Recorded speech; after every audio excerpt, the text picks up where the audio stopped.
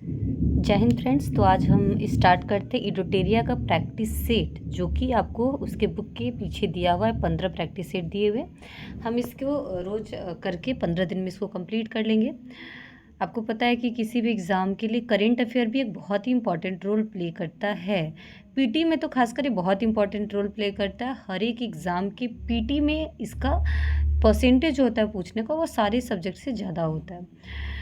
तो इसको हम करते हैं क्योंकि आपको पता है कि करेंट अफेयर अगर आप पढ़ते होंगे तो आप ये जानते होंगे कि करेंट अफेयर एक दिन में कंप्लीट नहीं होता। तो आपको धीरे धीरे करके आपको करेंट अफेयर पढ़ना होगा। तो इसका हम स्टार्ट करते हैं इडोटेरिया। ये भी आपको 15 दिन में कंप्लीट हो जाएगा और आप लास्ट में ज़रूर बताइएगा कि कितना आपका सही हुआ। ठीक है, तो पहला क्वेश्चन हम देखते हैं।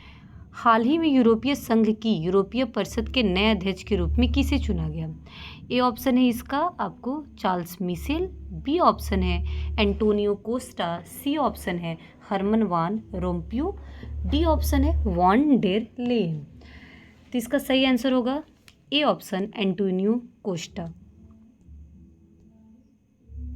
बी क्वेश्चन, दूसरा क्वेश्चन है, सेट कर लेते हैं इसको। आइए दूसरा क्वेश्चन है। हाल ही में अचानक आई बाढ़ के कारण खबरों में रहा न्योमा चुशुल क्षेत्र किस राज्य या केंद्र शासित प्रदेश में स्थित है? ए ऑप्शन है असम, बी ऑप्शन है सिक्किम, सी ऑप्शन है लद्दाख, डी ऑप्शन है उत्तराखंड। दूसरा का सही आंसर हो जाएगा लद्दाख। जो आपको न्योमा चुशुल क्षेत्र जो है वो कौन से केंद्र शासित प्रदेश में पड़ता है? तो आपको लद्दाख केंद्र शासित प्रदेश में पड़ता है।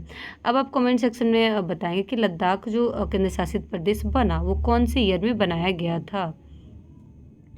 तीसरा क्वेश्चन पे आते हैं। चौथी बिम्स्टेक सुरक्षा प्रमुखों की बैठक के संबंध में निम्नलिखित कथनों पे विचार करें। दो कथन यहाँ दिया हुआ है, आपको बताना है कि दोनों में कौन सही है, या दोनों सही है या दोनों गलत है।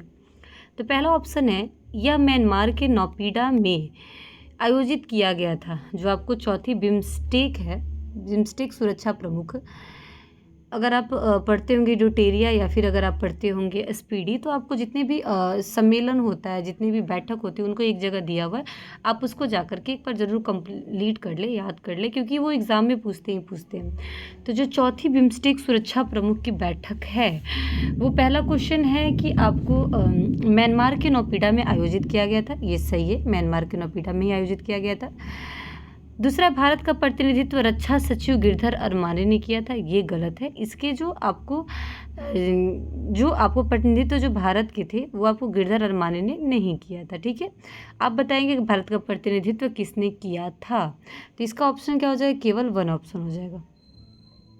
चौथा नंबर क्वेश्चन है। 27 जुलाई से 9 अगस्त 2024 के बीच आयोजित अभ्यास खानक्वेस्ट के संबंध में निम्नलिखित कथन पे विचार करें। ये भी सेम वही क्वेश्चन है।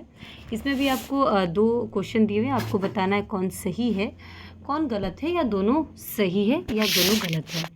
पहला क्वेश्चन है कि आपको भारत मंगोलिया के बीच द्विपक्षीय सैन्य अभ्यास हुआ था।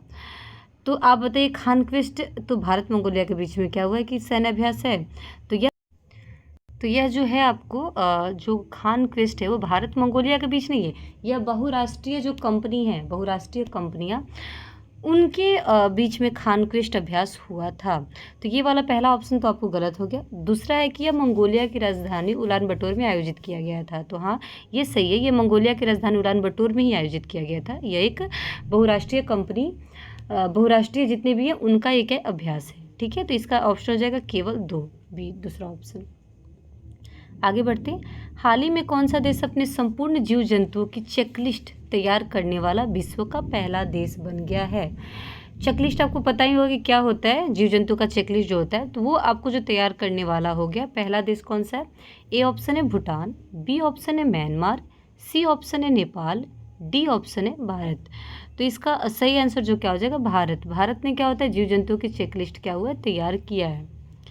आगे बढ़ते हैं। हाल ही में किस संगठन ने भारत की हरित हाइड्रोजन पहल की समर्थन करने के लिए $1.5 बिलियन के ऋण की मंजूरी दी है?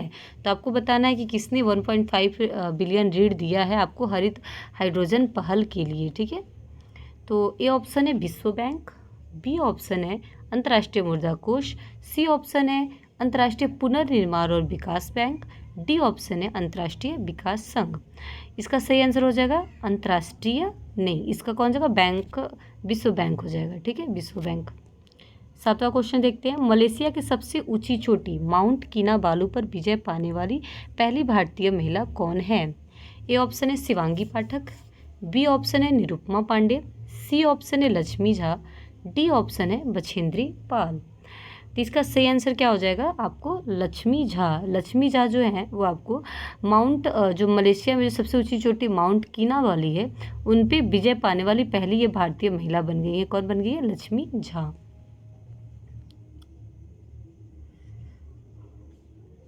आगे बढ़ते हैं।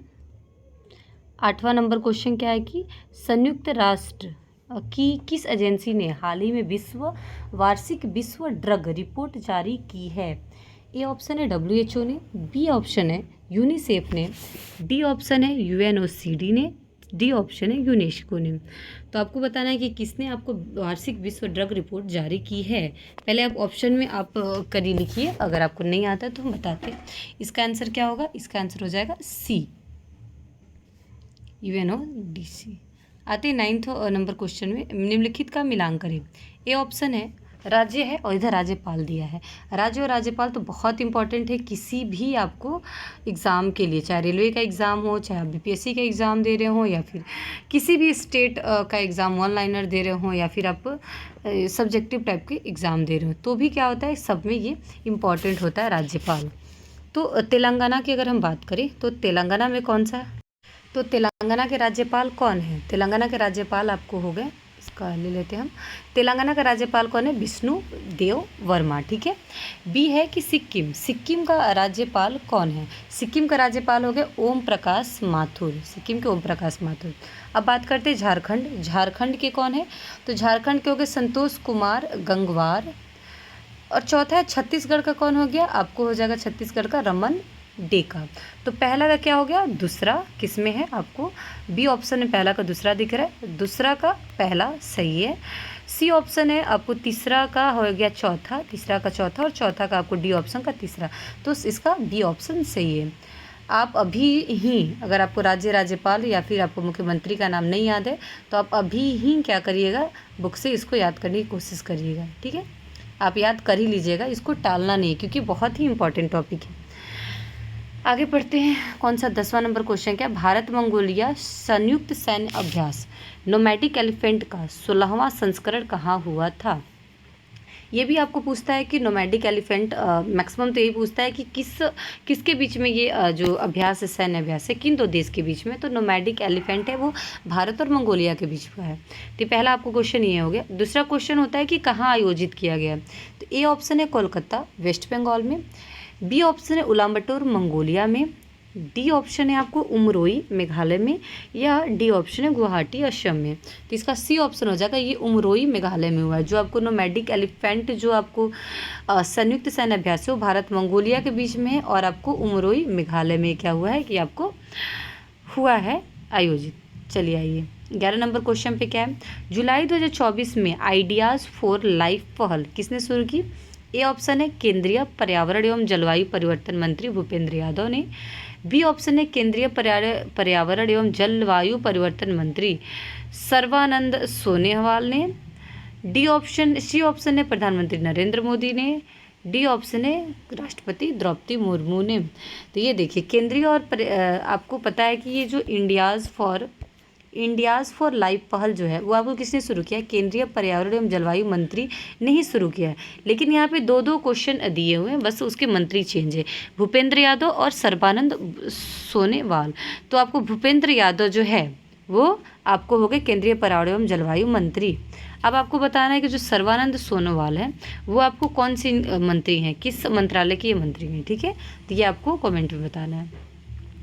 12 नंबर क्वेश्चन देखते हैं कि भारतीय अंतरिक्ष अनुसंधान संगठन का दूसरा स्पेस पोर्ट जो है कहाँ स्थापित किया जाएगा?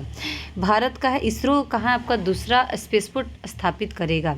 ए ऑप्शन अंडमान निकोबार, अंडमान निकोबार द्वीप समूह, बी ऑप्शन है तेलंगाना, सी ऑप्शन है तमिलनाडु, डी ऑप्शन है कर्नाटका। तो जो इसरो ने जो दूसरा अपना स्पेस पोर्ट जो स्थापित करने की जो उसने घोषणा किया, वो कहाँ स्थापित करेगा, वो आपको तमिलनाडु में करेगा। ठीक है, सी ऑप्शन हो जाएगा इसका। 13 नंबर क्वेश्चन है, हाल ही में किस सरकारी एजेंसी ने संपूर्णता अभियान शुरू किया है? संपूर्णता अभियान, तो ए ऑप्शन है राष्ट्रीय सूचना विज्ञान केंद्र ने, बी ऑप्शन है नाबार्ड ने, सी ऑप्शन है नीति आयोग ने, डी ऑप्शन है वित्त मंत्रालय ने। तो आपको जो संपूर्णता अभियान जो है, संपूर्णता अभियान वो शुरू किया आपको नीति आयोग ने शुरू किया। ठीक है, नीति आयोग ने जितने भी अभियान शुरू किए, जितने भी योजना शुरू किए, ये बहुत इंपॉर्टेंट है। सभी योजना को आप याद रख लीजिए, सभी अभियान को आप याद रखिए। आगे बढ़ते हैं 14 नंबर क्वेश्चन की ओर। हाल ही में समाचारों में चर्चित जंक डीएनए क्या है? जंक डीएनए क्या है, ये आपको बताना है कि जंक डीएनए क्या है। ए ऑप्शन है डीएनए के क्षेत्र में जो प्रोटीन के लिए कोड करते हैं, ये तो गलत है। डीएनए का गैर कोडिंग क्षेत्र ये है। जंक डीएनए का मतलब होता है कि डीएनए का गैर कोडिंग क्षेत्र होता है। ठीक है, आगे ऑप्शन भी पढ़ लेते हैं। सी ऑप्शन हो गया कोशिकीय श्वसन में प्रयुक्त डीएनए, ये भी गलत है। डीएनए जो संपूर्ण कार्यात्मक है, ये भी गलत है। ठीक है, तो इसका सही आंसर क्या हो जाएगा, बी नंबर ऑप्शन हो जाएगा, डीएनए के गैर कोडिंग क्षेत्र। आगे बढ़ते हैं, हाल ही में प्लास्टिक रिसाइकलिंग और स्थिरता पर वैश्विक सम्मेलन GCPRS का उद्घाटन कहाँ किया गया है? ए ऑप्शन है आपको हैदराबाद में, बी ऑप्शन है बेंगलुरु, सी ऑप्शन है नई दिल्ली, डी ऑप्शन है चेन्नई। तो इसका सही आंसर क्या हो जाएगा, सी नई दिल्ली। ठीक है, आगे बढ़ते हैं। नेपाल में नई सरकार के गठन के संबंध में निम्नलिखित कथनों पर विचार करें। ए ऑप्शन है केपी शर्मा ओली को दूसरी बार प्रधानमंत्री नियुक्त किया गया है। तो ये आपको बताना है कि नेपाल में दूसरी बार जो प्रधानमंत्री नहीं है, ये आपको बताना है कौन से टाइम के प्रधानमंत्री हो गए। तो ये तो पहला तो आपको क्वेश्चन कहाँ गया, पहला तो आपको गलत हो गया। दूसरा क्या है, नई सरकार नेपाल की कम्युनिस्ट पार्टी, एकीकृत मार्क्सवादी लेनिनवादी CPN UML और नेपाली कांग्रेस NC का गठबंधन है। तो सही है, ये सही है आपको कि जो इनकी जो सरकार है जो बनी है आपको केपी ओली का क्या बोलते हैं, ये जो इनकी है कम्युनिस्ट पार्टी एकीकृत मार्क्सवादी लेनिनवादी CPN UML के नेपाली कांग्रेस का गठबंधन है। ठीक है, तीसरा क्वेश्चन है, नई सरकार का गठन प्रतिनिधि पुष्प कमल दहल प्रचंड द्वारा विश्वास मत हारने के बाद हुआ है। तो ये भी आपको न्यूज़ में सुना होगा कि ये आया था कि पुष्प कमल दहल प्रचंड द्वारा विश्वास मत हार जाने के बाद क्या हुआ, ये आपको नई सरकार बना है। तो इसका दूसरा भी सही है, तीसरा भी सही है, तो इसका सही क्या हो जाएगा, आंसर बी हो जाएगा। ठीक है, करते हैं 17 नंबर क्वेश्चन पढ़ते हैं। इकोनॉमिस्ट इंटेलिजेंस यूनिट द्वारा 2023 के लिए दुनिया में रहने वाले सबसे अच्छी जगह को किसको घोषित किया गया है? ए ऑप्शन है कोपेनहेगन, बी ऑप्शन है वियना, सी ऑप्शन है टोक्यो, डी ऑप्शन है ज्यूरिख। तो इसका सही आंसर क्या हो जाएगा, बी हो जाएगा आपको वियना। देखिए आप क्वेश्चन को सॉल्व करिए। अगर आपको नहीं आ रहा है तो मेरा रिक्वेस्ट है आप लोग एक बार बुक से पूरा पढ़ जाइए, क्योंकि अब ये डेली होने वाला है। एक बार आप खुद से पढ़ जाएंगे, दूसरी बार यहाँ पे आपको कराया जाएगा, तो आपको टेस्ट के रूप में आप अच्छे से कर सकते हो और अच्छे से आपको याद हो जाएगा, दोबारा रिवीजन टाइप का हो जाएगा। तो आप ज़रूर से ज़रूर आप जा कर के बुक खरीदिए और पढ़िए। किसी बुक का कोई पेड प्रमोशन नहीं है, लेकिन हाँ अगर आप जनरल तैयारी कर रहे हो कंपटीशन, तो आपको पता है कि बुक कितनी इंपॉर्टेंट है ये करेंट अफेयर के लिए। तो आप ज़रूर खरीदिए और ज़रूर से ज़रूर इसको बनाइए। आगे बढ़ते हैं। जुलाई 2024 तक भारतीय सेना और मंगोलियाई सेना के बीच नोमैडिक एलिफेंट संयुक्त सैन्य अभ्यास हुआ है। अभी आया था कि नोमैडिक एलिफेंट जो हुआ है कौन से देश के बीच में, जस्टिस से पहले आया था तो भारतीय सेना और मंगोलियाई के बीच में आया था। ये आया था कि कहाँ हुआ था, उमरोई में हुआ था। अब आ गया कि कौन सी संस्करण, कितने संस्करण को आयोजित किए जा चुके हैं, मतलब कितने संस्करण पहले आयोजित किए जा चुके हैं। ए ऑप्शन है 10, बी ऑप्शन है 13, सी ऑप्शन है 16, डी ऑप्शन है 20। तो आपको बताना है कि कितने संस्करण पूरे हो चुके हैं। तो अगर इसका आंसर क्या हो जाएगा, सी 16। आगे बढ़ते, किस देश ने दुनिया का पहला होलोग्राफी 3D तकनीक युक्त बैंक नोट लॉन्च किया है? क्या किया है आपको, पहला, दुनिया का पहला होलोग्राफी 3D तकनीक, दुनिया का पहला होलोग्राफी 3D तकनीक युक्त बैंक लॉन्च किया है। ठीक है, पहला ऑप्शन है नीदरलैंड, ये तो गलत है। बी ऑप्शन है थाईलैंड, ये भी गलत है। सी ऑप्शन है इंडोनेशिया, ठीक है। डी ऑप्शन है जापान।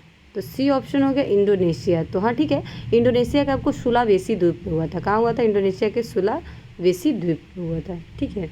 और डी ऑप्शन हो गया जापान। नहीं नहीं नहीं, ये जापान में हुआ है, गलत है। आपको पहला होलोग्राफी 3D तकनीक युक्त बैंक हो वो जापान में होगा। अच्छा जापान, हाँ ये कौन सा है? इसका आंसर क्या हो जाएगा? जापान हो जाएगा, ठीक है। जापान में। कहाँ पर दुनिया की सबसे पुरानी ज्ञात गुफा की खोज की गई? हाँ ये हो गया इंडोनेशिया के सुलावेसी द्वीप पे। आपको जो दुनिया की सबसे पुरानी ज्ञात गुफा है उसका खोज कहाँ किया गया? सबसे पुरानी ज्ञात गुफा का खोज किया गया है इंडोनेशिया के सुलावेसी द्वीप पे। कहाँ किया गया? इंडोनेशिया के सुलावेसी द्वीप पे।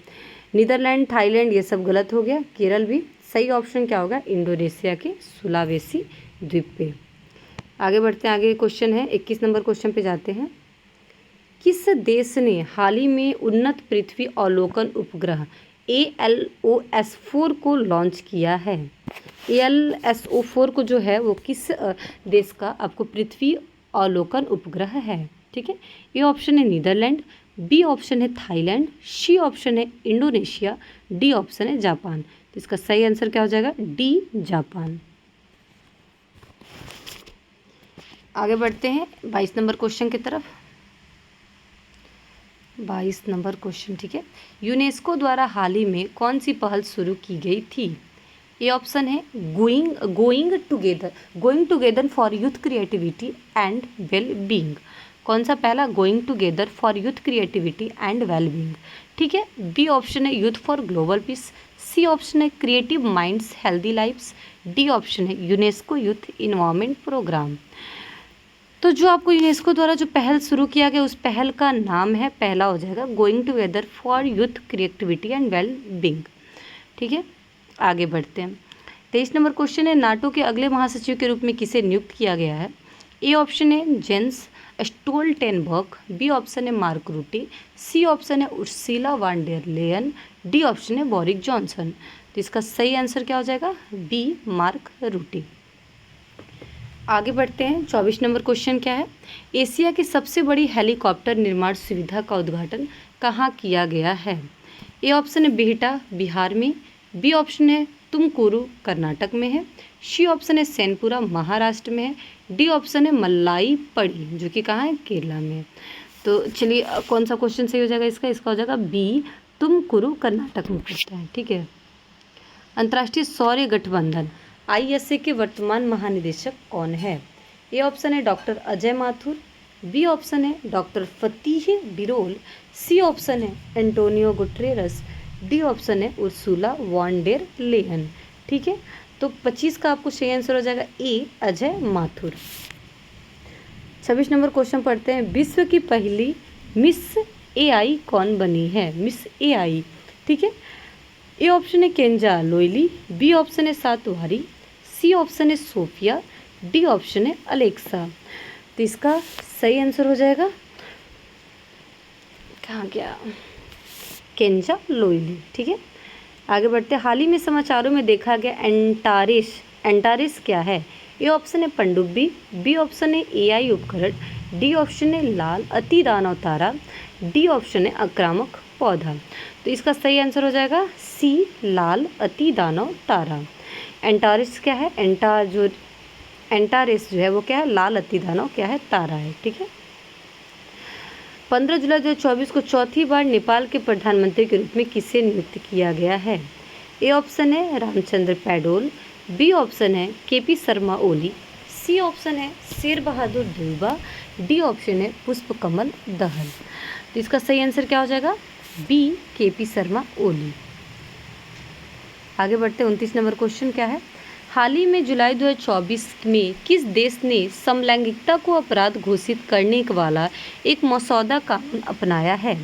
ए ऑप्शन है माली, बी ऑप्शन है नाइजीरिया, सी ऑप्शन है बुर्किना फासो, डी ऑप्शन है चाड। तो इसका सही आंसर हो जाएगा आपको सी बुर्किना फासो। 29 नंबर क्वेश्चन है। पूर्व अमेरिका राष्ट्रपति डोनाल्ड ट्रंप ने जुड़ी हालिया गोलीबारी की घटना कहाँ हुई?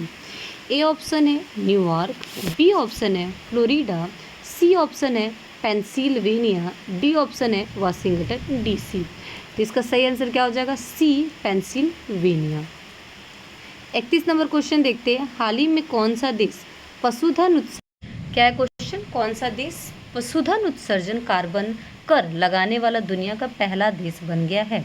ए ऑप्शन है स्वीडन, बी ऑप्शन है नॉर्वे, सी ऑप्शन है डेनमार्क, डी ऑप्शन है फिनलैंड। इसका सही आंसर क्या हो जाएगा? C, Denmark. दुनिया का सबसे बड़ा अंतर्राष्ट्रीय समुद्री सैन्य अभ्यास Rim of the Pacific, Rim Pac, कहाँ आयोजित किया गया था? ये क्या है, रिम ऑफ द पैसिफिक जो है वो दुनिया का सबसे बड़ा समुद्री अभ्यास है। तो ये भी आपको क्वेश्चन हो सकता है कि सबसे बड़ा समुद्री अभ्यास कहाँ क्या है, तो रिम ऑफ द पैसिफिक। इसको कहाँ आयोजित किया गया है? इसका ए ऑप्शन है यूनाइटेड किंगडम, बी ऑप्शन है ऑस्ट्रेलिया, सी ऑप्शन है जापान, डी ऑप्शन है संयुक्त राज्य अमेरिका। इसका सही आंसर क्या हो जाएगा? डी, संयुक्त राज्य अमेरिका। आगे बढ़ते हैं।